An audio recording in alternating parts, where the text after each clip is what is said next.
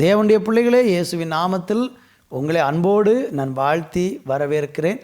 இந்த நாள் மகிழ்ச்சியான ஆசீர்வாதமான நாளாக அமையட்டும் என்று உங்களை நான் வாழ்த்துகிறேன்.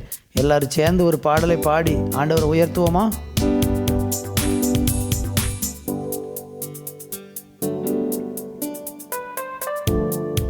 நல்ல உற்சாகமா என் கூட சேர்ந்து நீங்களும் கரங்களை தட்டி பாடி ஆண்டவரை துதிப்போம்.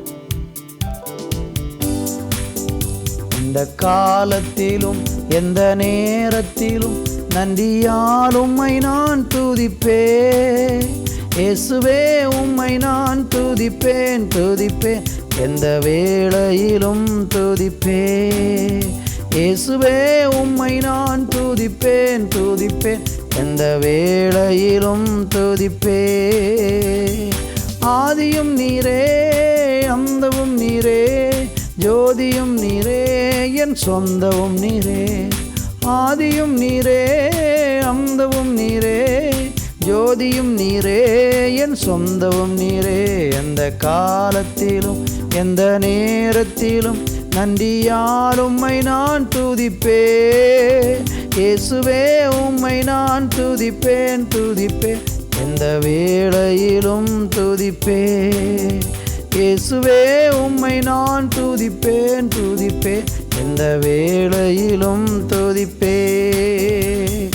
தாய் தந்தை நீரே தாதியும் நீரே, தாவரம் நீரே என் தாரகம் நீரே.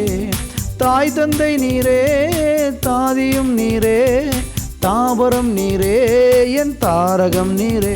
எந்த காலத்திலும் எந்த நேரத்திலும் நன்றியால் உம்மை நான் துதிப்பேன்.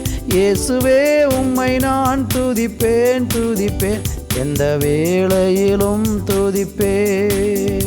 இயேசுவே உம்மை நான் துதிப்பேன் துதிப்பேன், எந்த வேளையிலும் துதிப்பேன். இயேசுவே உம்மை நான் துதிப்பேன் துதிப்பேன், எந்த வேளையிலும் துதிப்பேன்.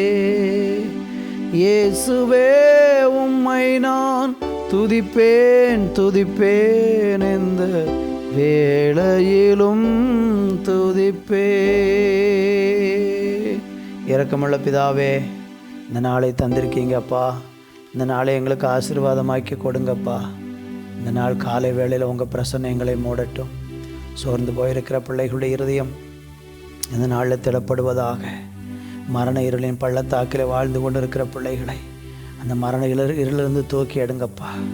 நீதிமன்றத்தில் கோர்ட்டில் கேஸில் சிக்கி கொண்டு போய் பணங்களெல்லாம் செலவழிச்சிட்டு இன்னும் நீதி கிடைக்கலன்னு சொல்லி ஏக்கத்தோடு இருக்கிற பிள்ளைகளுக்கு ஆண்டவரே அந்த அந்த அந்த வழக்கிலிருந்து ஒரு விடுதலை கிடைத்து ஒரு நீதியுள்ள தீர்ப்பு கிடைக்க தேவன் மனமிறங்க வேண்டும் என்று ஜெபிக்கிறேன். வழக்காட யாரும் இல்லைன்னு சொல்லி தளர்ந்து போய் இருக்கிறாங்களே, கர்த்தர் பிள்ளைகளுக்காக இந்த நாளில் வழக்காடுவீராக என்று ஜெபிக்கிறேன். அப்படியே நீர் செய்யும்.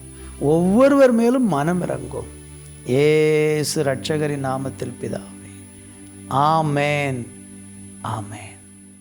தேவனுடைய பிள்ளைகளே, இந்த நாளிலேயும் கூட பிலிப்பியர்களின் நிருபம் 4ஆம் அதிகாரம் 11வது வசனத்தை வாசிக்கிறேன். என் குறைச்சலினால் நான் இப்படி சொல்லுகிறதில்லை, ஏனெனில் நான் எந்த நிலையில் இருந்தாலும் மனரம்யமாக இருக்க கற்றுக்கொண்டேன்.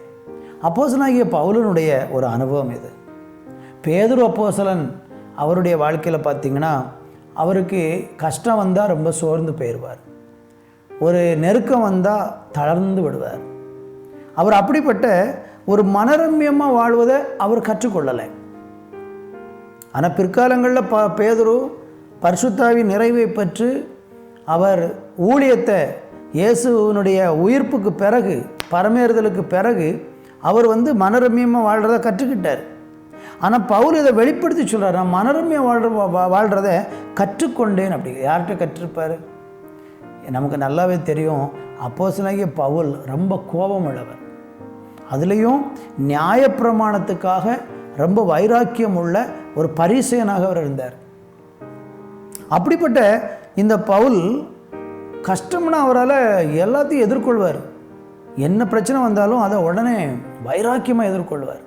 ஆனால் இங்கே நீங்கள் பார்த்தீங்கன்னா பாடுகள் வரும்போதும் நெருக்கம் வரும்போதும் பவுல் அப்போஸ்தலன் மனரம்யமாக இருக்க கற்றுக்கொண்டேன் அப்படிங்கிறார். என் குறைச்சலினால் நான் இப்படி சொல்லுகிறதில்லை அப்படின்னு சொல்லிட்டு அவர் சொல்கிறார். என் குறைச்சலினால் நான் இப்படி சொல்லுகிறது இல்லை அப்படின்னு சொல்கிறார். கர்த்தருக்கு மகிமை உண்டாகட்டும்.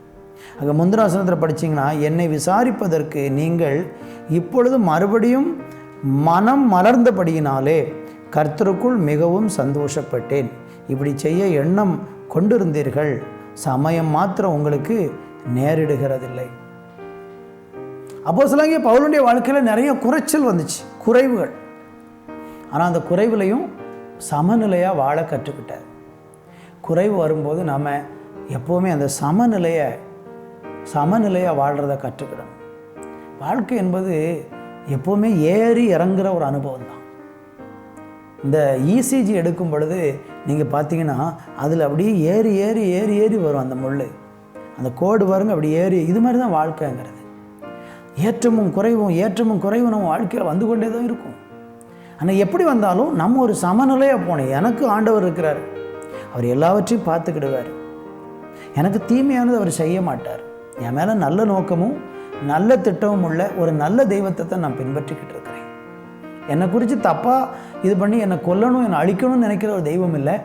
என் மேலே நல்ல எண்ணம் உள்ள தெய்வத்தை நான் சேவிக்கிறேன்னு சொல்லி நீங்கள் அப்படிப்பட்ட ஒரு நம்பிக்கையோட ஆண்டவரை இந்த நாட்களில் நீங்களும் நானும் சேவிக்க வேண்டும், பின்பற்ற வேண்டும்.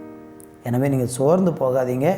நம்பிக்கையோடு கூட ஆண்டவரை தொடர்ந்து சேவிக்க நீங்கள் முன்வாருங்க. சமநிலையாக வாழ்வதற்கு உங்களை ஒப்புக்கொடுங்க. அப்படிப்பட்ட ஒரு வாழ்க்கை தேவன் தருவாராக.